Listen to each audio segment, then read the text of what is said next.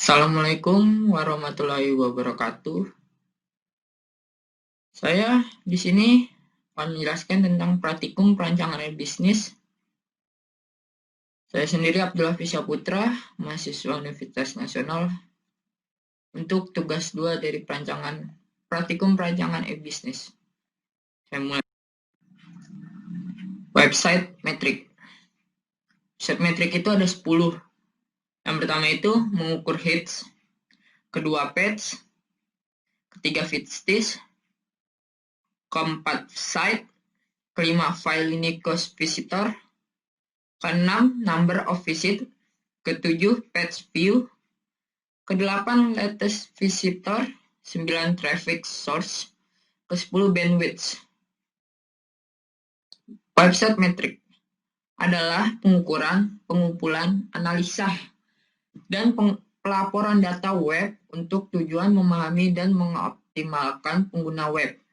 Namun, website metric bukan hanya proses untuk mengukur lalu lintas web, tetapi dapat digunakan sebagai alat untuk riset, bisnis, dan pasar, dan untuk menilai, dan untuk meningkatkan aktivitas situs web.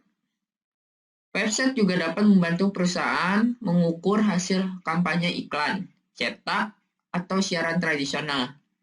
Ini membantu seseorang untuk memperkirakan bagaimana lalu lintas ke situs web berubah setelah peluncuran kampanye iklan baru. Yang pertama, hits atau tekanan. Sebelah kanan ini adalah Await Stats Log Analyzer.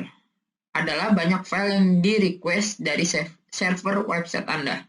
Contoh, jika Anda membuat sebuah halaman berisi gambar dan gambar itu dipakai oleh website lain dengan menunjukkan gambar pada website Anda, maka setiap kali halaman website lain itu dibuka akan terhitung sebagai.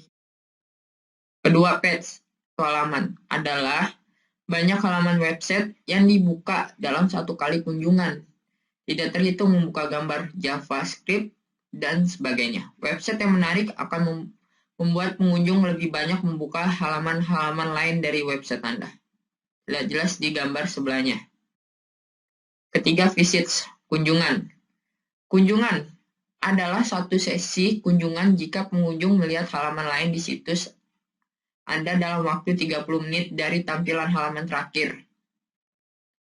Itu dihitung sebagai kunjungan yang sama jika pengunjung kembali ke situs Anda setelah 30 menit berlalu sejak tampilan halaman terakhir, maka itu dihitung sebagai kunjungan terpisah.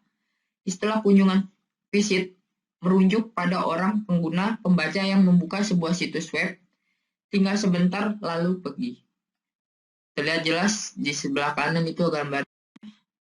Keempat, sites atau situs adalah sekumpulan halaman web yang saling berhubungan yang umumnya berada pada peladen yang sama berisikan kumpulan informasi yang disediakan secara perorangan, kelompok, atau organisasi. Sebuah situs web biasanya ditempatkan setidaknya pada sebuah server web yang dapat diakses melalui jaringan seperti internet ataupun jaringan area lokal yang disebut LAN melalui alamat internet yang dikenali sebagai URL. Yang kelima itu file unique visitor, data pengunjung unik. File unique visitor yang dihitung berdasarkan lokasi atau IP address, misalnya kantor Anda punya IP 192.201.32.32.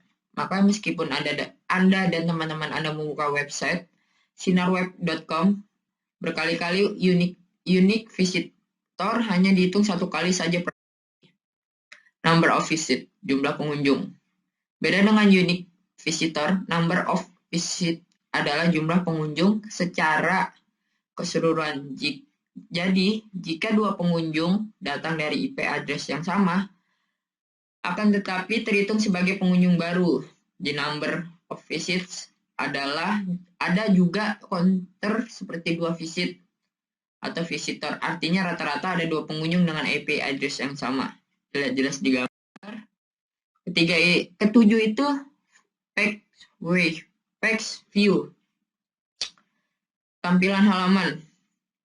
Page view karena disingkat PV, merupakan jumlah keseluruhan akses pada semua halaman blog atau website dalam kurun waktu tertentu. Untuk lebih jelas saya misalkan saja visitor harian blog ini adalah 1000 visitor. Jika rata-rata setiap visitor tersebut membuka 3 halaman, itu artinya jumlah page view harian blog ini adalah 3000 page view. Ke-8 itu let the visitor.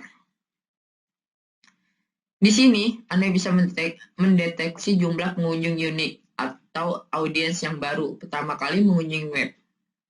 Di samping itu, Anda juga bisa tahu berapa banyak pengunjung setia Anda. Dalam kedua kategori data itu, terdapat keterangan lebih lengkap tentang bounce rate, jumlah halaman per sesi, dan durasi rata-rata per sesi.